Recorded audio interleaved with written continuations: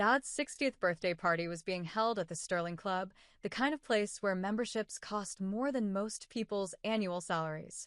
My brother Blake had insisted on hosting it there. Nothing but the best for Theodore Hastings, founder and CEO of Hastings Manufacturing.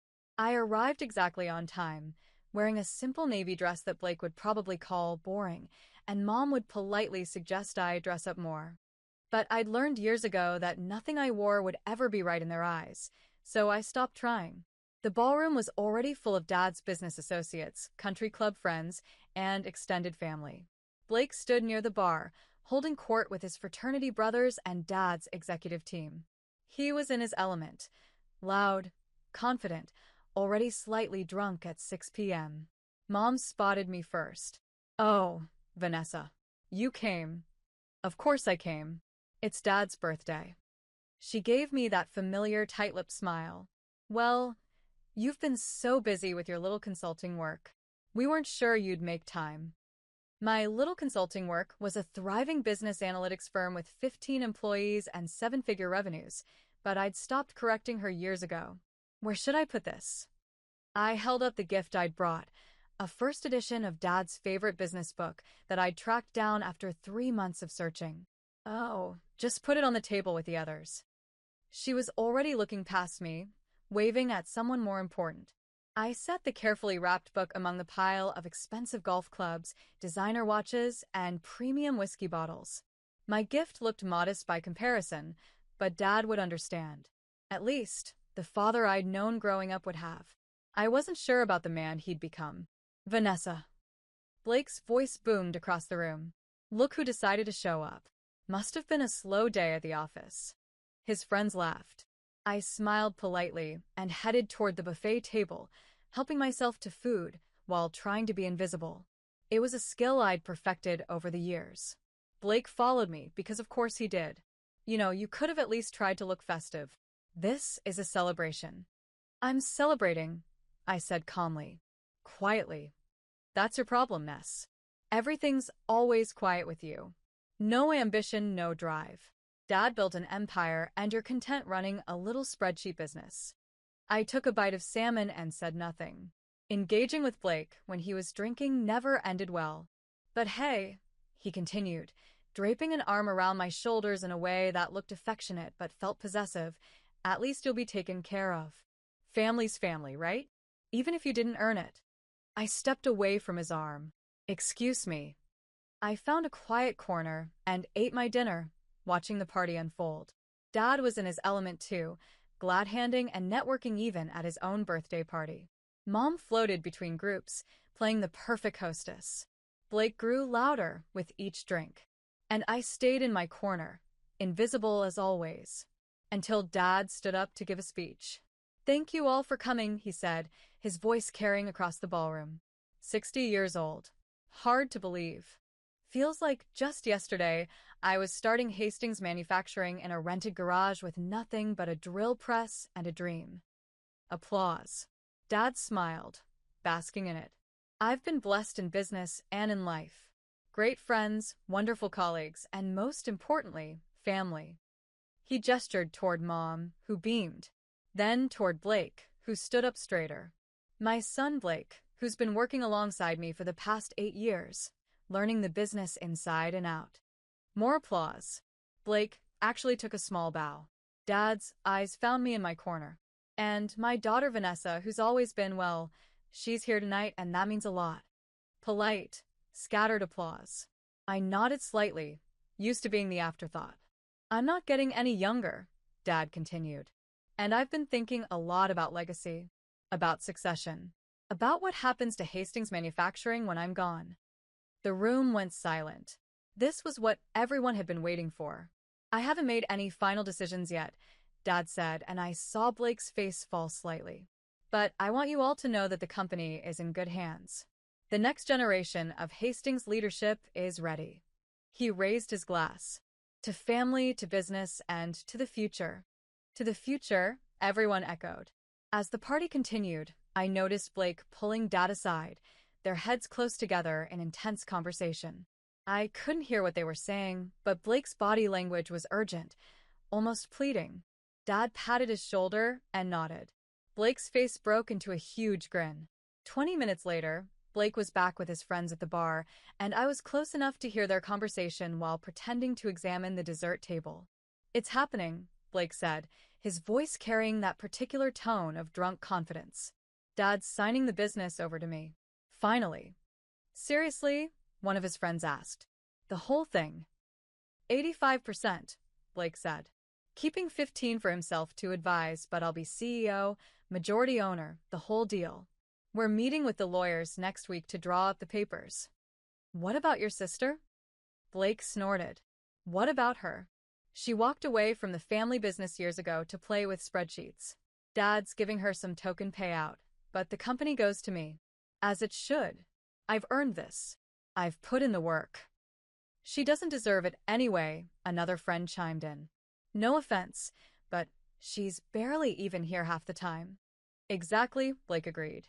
"Dad built this company for someone who'd appreciate it, who'd carry on the legacy. That's me, not her." They all raised their glasses in congratulations.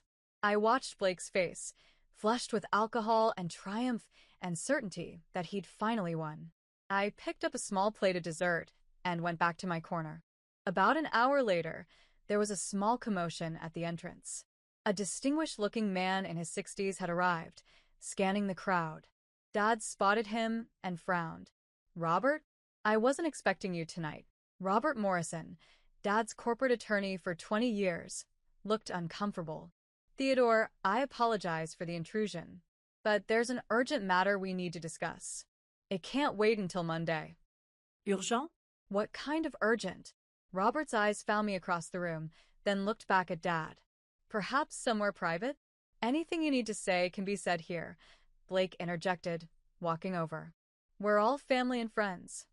Robert hesitated, then pulled out a folder from his briefcase. "Very well. Theodore, I received a formal notification this afternoon regarding Hastings Manufacturing's corporate structure. Specifically, regarding majority share ownership." "Yes," Dad said impatiently. "What about it?" "According to the documents filed with the State Corporation Commission, you currently own 43% of Hastings Manufacturing." "I know that," Dad said. "I sold some shares years ago for capital, but I'm still the majority shareholder and CEO." "Actually," Robert said carefully, "you're not the majority shareholder." The room had gone completely silent. Everyone was listening now. Blake laughed. "Of course he is. Who else would?" "Your sister," Robert interrupted, looking directly at Blake. "Vanessa holds 81% of voting shares in Hastings Manufacturing. She's held majority control for 7 years." The glass in Blake's hand slipped and shattered on the marble floor. The silence that followed was absolute. "That's impossible," Dad said, his face going pale. "I never sold her." "You didn't," Robert agreed. "Harold Hastings did." "Grandpa," Blake stammered. "Grandpa's been dead for 9 years. 8 years and 7 months, I said quietly, speaking for the first time. "He died 2 weeks after I graduated from business school."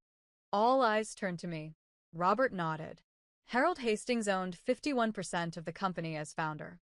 When he passed, according to his will and trust documents, those shares were transferred to his granddaughter, Vanessa Marie Hastings." "Why wasn't I told about this?" Dad demanded. "You were told," Robert said gently. "I personally delivered the notification to you 8 years ago. You were not in a good place at the time. Your father's death hit you hard. You said you'd deal with it later and never followed up."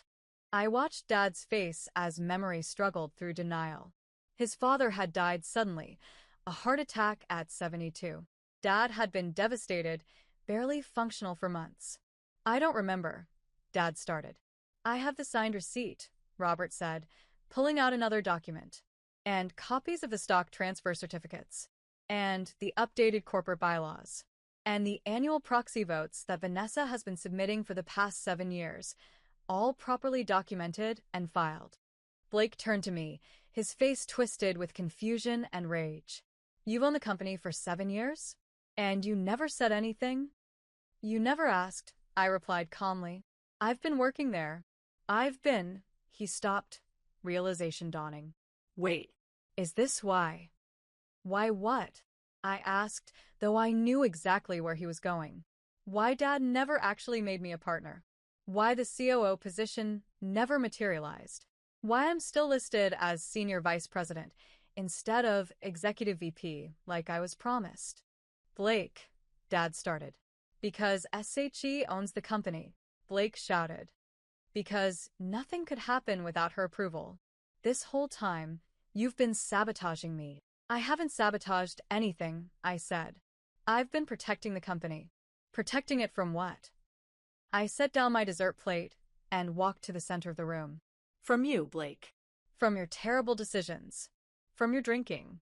From your tendency to treat Dad's employees like servants and Dad's money like your own personal fund. That's not true. Isn't it? I looked at Dad. Should I detail the financial review I've been conducting for the past 7 years? The one that shows approximately $3.2 million in questionable expenses charged to Blake's corporate account. Dad's face went from pale to gray. Vanessa, Mom said sharply, this is not the time or place. Mom, when would be the time? When Blake bankrupts the company. When the IRS comes asking questions about those business trips to Vegas that didn't involve any actual business? How do you know about those? Blake demanded. Because I'm the majority shareholder, I said. I have access to everything. Every expense report. Every financial statement. Every decision Dad makes has to be ratified by the board, and I control the board. Robert was nodding. It's true. Ms. Hastings has been exercising her voting rights through proxy for years. She's approved all major financial decisions, vetoed several questionable initiatives, and maintained oversight of company operations.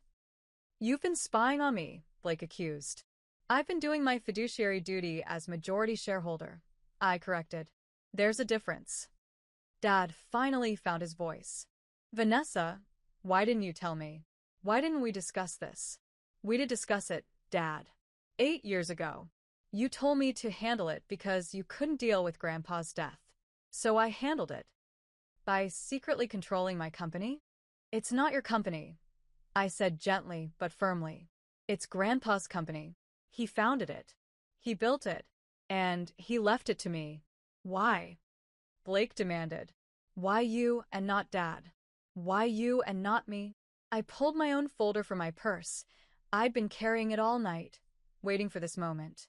Because Grandpa saw clearly. He loved Dad, but he knew Dad's weaknesses. The need to be liked. The inability to say no. The tendency to choose family loyalty over business sense. I opened the folder and pulled out a letter. This is from Grandpa, written to me 2 weeks before he died.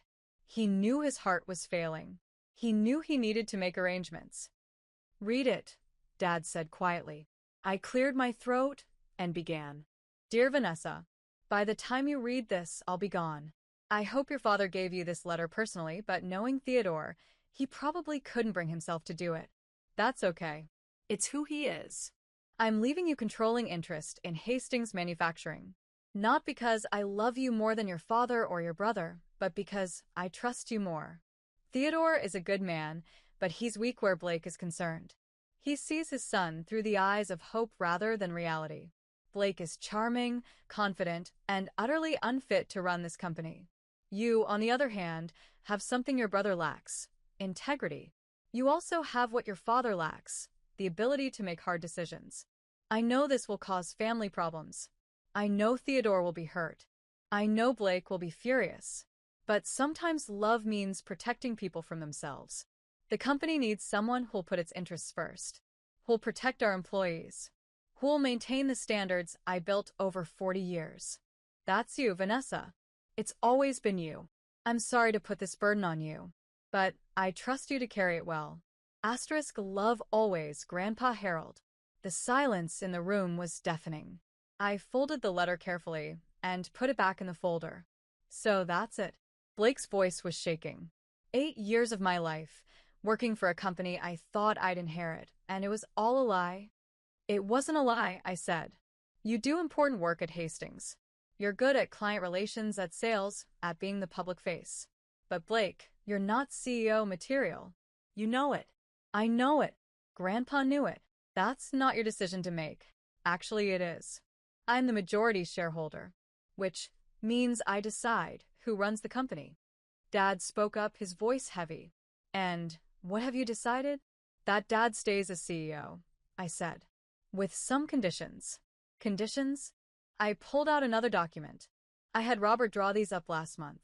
Dad, you're good at running operations. You know the manufacturing side better than anyone. But the financial oversight needs to change. I handed him the document. Effective immediately, all expenses over $10,000 require board approval. All executive compensation changes require shareholder vote. And Blake's corporate credit card limit is reduced to $5,000 monthly. Blake's face was purple. You can't do this. I can, and I am. You've spent $180,000 this year alone on business expenses that have nothing to do with business. That ends now. Dad. Blake turned to our father desperately. Are you going to let her do this? Dad was reading the document, his hands shaking slightly. These terms are reasonable. Very reasonable, actually. More generous than I'd be if our positions were reversed. What? Blake looked betrayed. Son, she's right. About the expenses. About the oversight. I've been letting things slide because... He trailed off, looking at me with something like shame. Because you're my son, and I wanted to believe the best. So that's it. Blake looked around wildly at the assembled guests, most of whom were staring at their drinks, at the floor, anywhere but at the family drama unfolding. Everyone's just going to let her waltz in here and take over? I'm not taking over, I said patiently. I've been the majority owner for 7 years. I'm just done being invisible while you run the company into the ground. Blake grabbed his jacket. I'm done. I quit. You can run your precious company yourself. Blake, wait. Dad started. But Blake was already storming out, his friends trailing awkwardly behind him. The party, unsurprisingly, ended shortly after that. Dad called an emergency board meeting for Monday morning. I drove down from my home office Sunday night, checking into a hotel near Hastings Manufacturing Headquarters. I hadn't been to the facility in 3 years. I'd done all my shareholder duties remotely, reviewing documents, attending board meetings via video conference, exercising my proxy votes. But I'd never set foot on the property since Grandpa's funeral. Walking through those doors felt surreal. The receptionist didn't recognize me. Can I help you? Vanessa Hastings. I'm here for the board meeting. Her eyes widened. Oh, Ms. Hastings. I'm so sorry, I didn't realize. Please go right up. Conference room A. I took the elevator to the 3rd floor. The executive suite looked exactly as I remembered. Same dark wood paneling, same corporate photography, same slightly musty smell of old carpet. The conference room was full. Dad sat at the head of the table, looking like he'd aged a decade over the weekend. The 5 board members, all old friends of Grandpa's who'd served for years, sat in awkward silence. Vanessa, Dad said quietly. Thank you for coming. Of course. I took the seat at the opposite end of the table, the seat Grandpa used to occupy. Shall we begin? Asked Martin Chen, the board's senior member. Dad cleared his throat. As you're all aware, some information came to light this weekend regarding the company's ownership structure. Information I should have been clearer about years ago. He looked at me. Vanessa, would you like to address the board? I stood, pulling out my laptop. I've prepared a presentation. If I may. For the next hour, I walked them through everything. The share transfer, 7 years of proxy votes, financial analyses, Blake's expense reports, concerning patterns in company spending, areas of inefficiency, opportunities for growth. I'd been doing this work for years, but always remotely, always quietly. Now I laid it all out in detail. When I finished, Martin spoke first. This is thorough. Very thorough.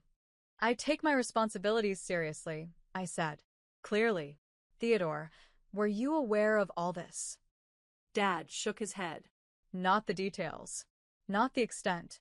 I knew Vanessa voted by proxy, but I didn't realize she was conducting this level of oversight. Because you never asked, I said gently. And I didn't force the issue. But things have changed. Blake's spending is unsustainable. The company needs restructuring. And I can't do this remotely anymore. What are you proposing? Asked Janet Wu, the CFO. That I take a more active role. Not as CEO. Dad's good at that. But as chair of the board. Active oversight. Weekly meetings. Direct involvement in major decisions. I looked at Dad. I'm not trying to push you out, but I can't be a passive shareholder anymore. Dad nodded slowly. I understand. And you're right. About all of it. I've been negligent. In many ways. The board voted unanimously to approve my proposal. I was officially chair of the board of Hastings Manufacturing. After the meeting, Dad asked me to stay. I owe you an apology, he said once we were alone. Many apologies, actually. Dad. Let me finish. I've been a terrible father to you, Vanessa. Not intentionally, but that doesn't make it better. I always favored Blake. Always saw him as my successor. Always dismissed your accomplishments because they weren't what I wanted you to accomplish. He sat down heavily. Your grandfather saw what I couldn't, or wouldn't. That Blake is charming but irresponsible. That you have the integrity and intelligence this company needs. That I was too weak to admit it. You're not weak, Dad. I am. Especially where Blake is concerned. I wanted so badly for him to be ready. To be worthy. I overlooked everything that proved otherwise. What are you going to do about Blake? I asked. Dad sighed. I don't know. He's not speaking to me. Your mother is furious with both of us. The family's fractured. The family's been fractured for years, I said quietly. We're just finally being honest about it.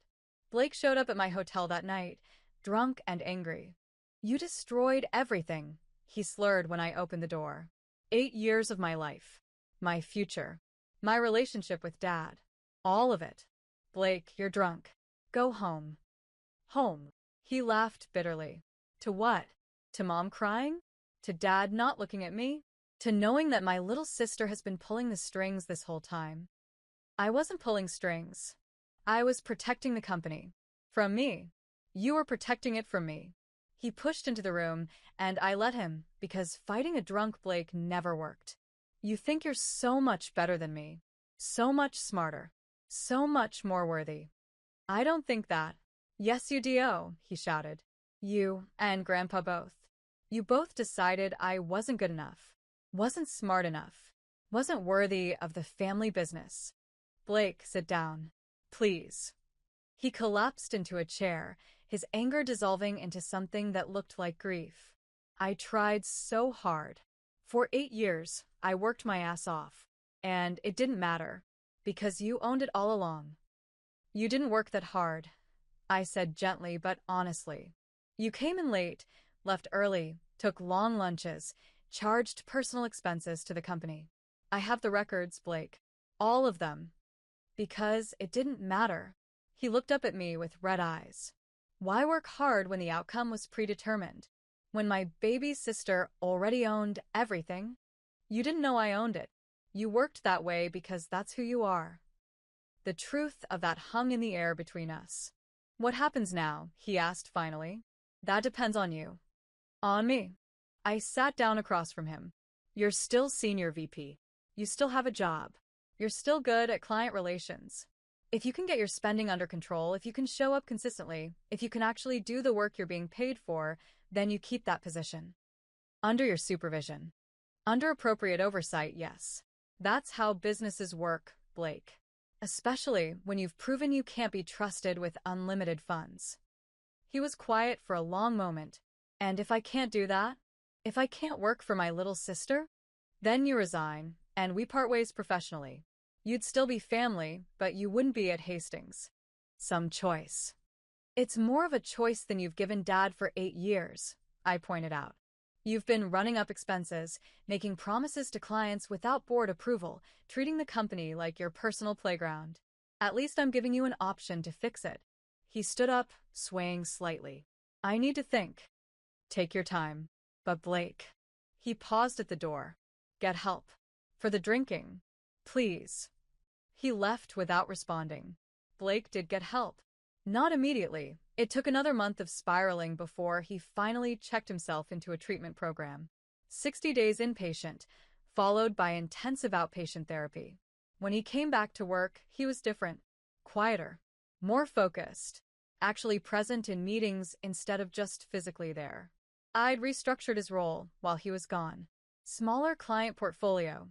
Direct supervision from Janet. Strict expense limits. He accepted it without argument. "I'm not happy about this," he told me in our first one-on-one meeting after his return. "But I'm trying to understand it. That's all I ask." I talked a lot about family in therapy, about being the golden child, about how that messed me up in ways I didn't realize. And I'm starting to see how I treated you. How we all treated you. Like, you didn't matter because you weren't who we wanted you to be. Blake. No, let me say this. I'm sorry. For all of it. For the dismissal, the mockery, the assumptions. For taking credit for work you were doing behind the scenes. For never once asking if you wanted to be involved. It was the first real apology I'd ever gotten from him. "Thank you," I said. "That means a lot." "I don't know if we can have a real relationship," he continued. "Brother-sister, not just boss-employee. But I'd like to try.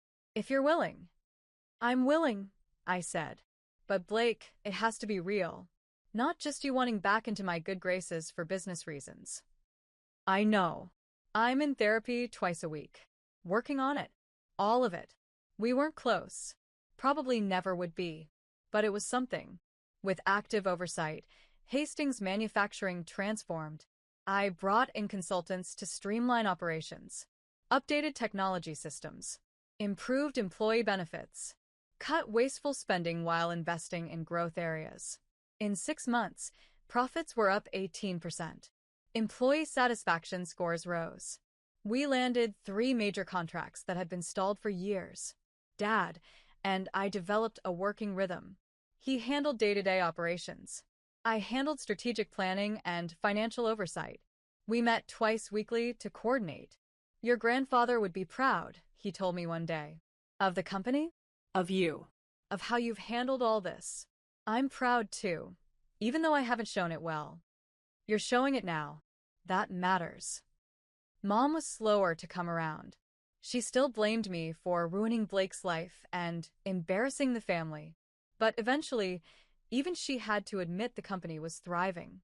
"I still don't understand why your grandfather did this," she said over lunch one day.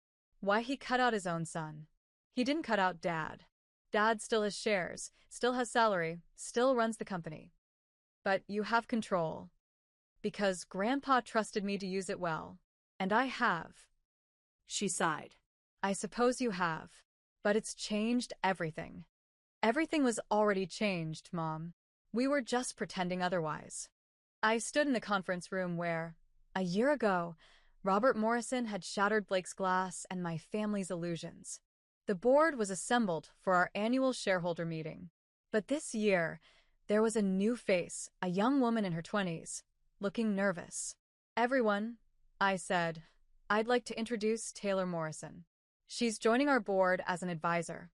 Taylor just completed her MBA and has some innovative ideas about sustainable manufacturing.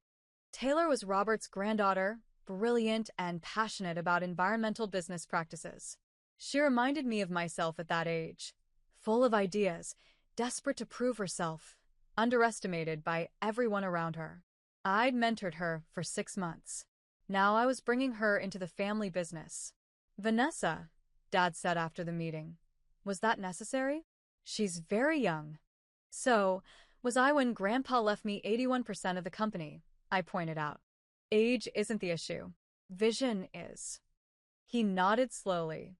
"You're building your own legacy." "I'm building Grandpa's legacy. The one he entrusted to me."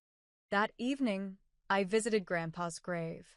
I'd been coming monthly since that birthday party, updating him on the company, on the family, on everything he'd set in motion. "It's been a year, Grandpa," I said, arranging fresh flowers. "A year since everything came out. Since Blake learned the truth. Since Dad realized what you'd done." The cemetery was quiet, just birds and wind. The company's doing well. Really well. Blake's in recovery. Dad and I have a better relationship than we've had in years. Mom's mom. But she's trying. I sat on the bench near his headstone. I understand now why you did it. Why you gave me this burden. It wasn't just about protecting the company. It was about protecting me, giving me proof that I mattered, that I was worthy, that your faith in me was real and documented and legally binding. Tears came, but they were gentle, healing tears. You saw me when no one else did. You believed in me when my own parents couldn't. You gave me not just a company, but validation. Purpose. The knowledge that I wasn't crazy for feeling dismissed and undervalued. I was being dismissed and undervalued. I wiped my eyes and smiled. Thank you, Grandpa. For the company, yes. But more importantly, for seeing me, really seeing me, and for trusting me with your life's work. The wind picked up, rustling through the trees. It felt like an answer. I stayed until sunset, then drove back to the office. There was work to do. There was always work to do. But now it was work I chose. Work I controlled. Work that validated everything I'd always known I was capable of. Grandpa had given me that gift, and I would honor it every single day.